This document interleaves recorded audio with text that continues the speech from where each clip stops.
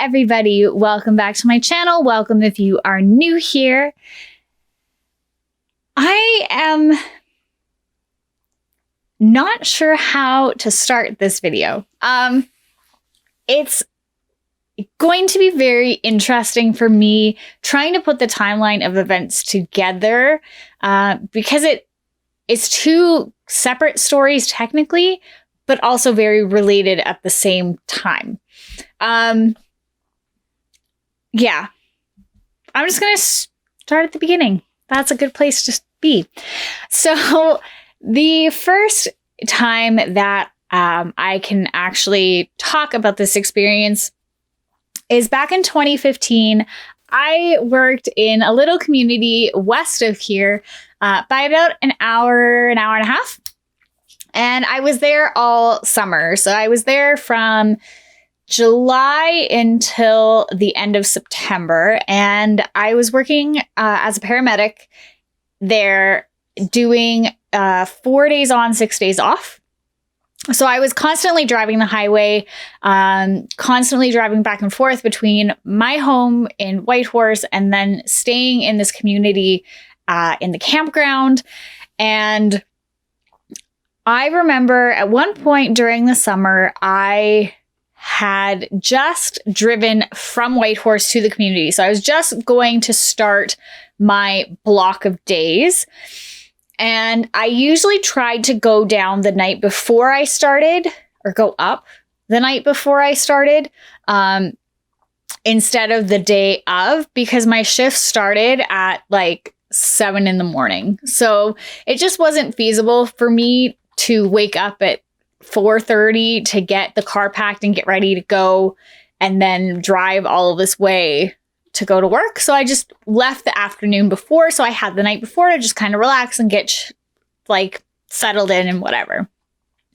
So I had driven up the night before and I got to work the next day and my partner looked at me and she said, "Did you hear about the Sasquatch sighting?" And I looked at her and I said, "Excuse me?" And she said, "Yeah, there was a couple of elders in two separate vehicles driving driving back here from Whitehorse, and they both vehicles saw Sasquatch on the side of the road in the same spot." And I looked at her and I said, "You're serious?" Keeping in mind that this community is very, very heavily First Nations, and it is so amazing to be in that community and be surrounded by it and be surrounded by that culture and these people who are so actually very welcoming. One of my favorite things was going to the elders lunch, which actually coincided with the same day that this was all happening. So we were talking about this at work and she said, yeah, they at one of the pull-offs near the community, they actually saw Sasquatch. The first car saw Sasquatch cross the road and go into the bush. And then the second car saw him on the tree line and walk in. So a whole group of them that morning were actually going out to see if they could find any hair or footprints or any evidence that they had actually seen something. And they, sure enough, actually went out and they had found a footprint in the dirt where he actually crossed the road, and they took a picture of it and brought it back. And we ended up going to the elders lunch that afternoon and everybody was talking about it. But the people who actually saw Sasquatch were not talking about it. And that was for a really good reason.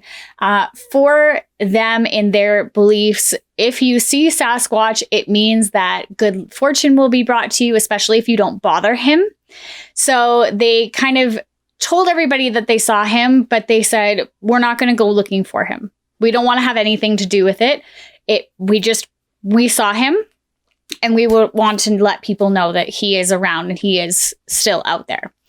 So they didn't want to have anything to do with the search party that was going on, which was totally fine with everybody. Nobody thought anything weird of it, and it wasn't anything to think anything of.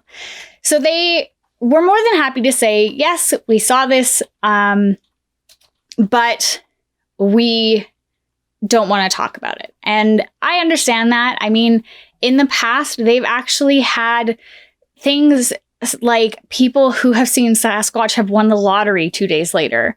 So I totally get it. If you want that good luck, you want the good luck of seeing Sasquatch, and the consequences of disturbing him after you've seen him are huge.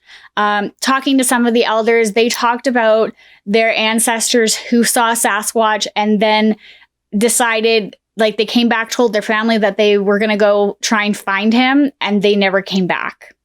Or they did try and go find him, and then they came back and got extremely ill, and they ended up passing away. So for them, it was very important that they did not go and actively search out the Sasquatch. Anybody else could go because nobody else had actually seen it except for these 4 people in 2 separate vehicles.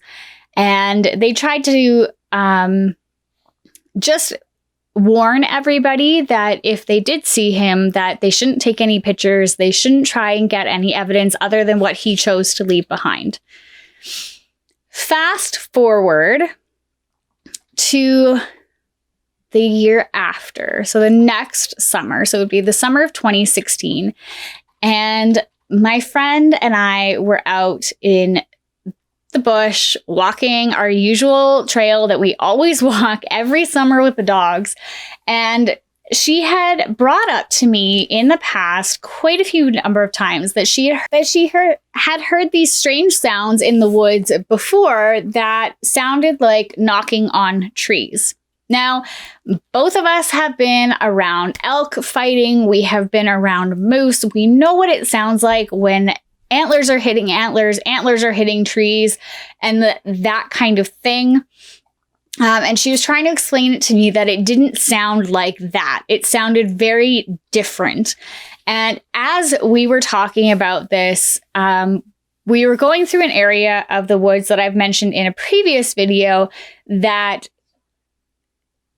animals didn't go because of things that had happened there previously.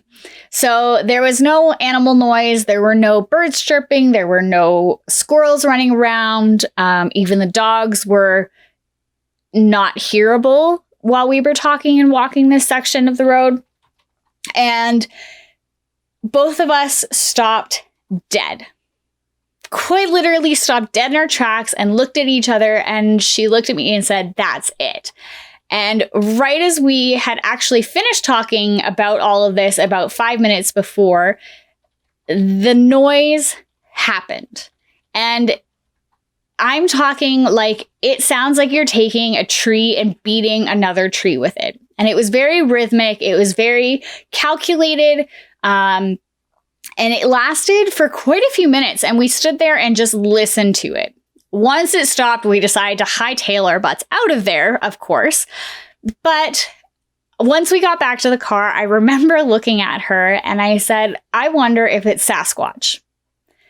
And the reason that was the first thing that came to my mind was that I don't know if anybody out there has ever watched Finding Bigfoot. I'm sure you have. But in that TV show, they talk a lot about the different ways that Sasquatch potentially communicates. And one of those ways is actually hitting trees on other trees or hitting their fists on trees to warn you that they're around, or talk to other Sasquatch in the area, or just establishing their area in the woods.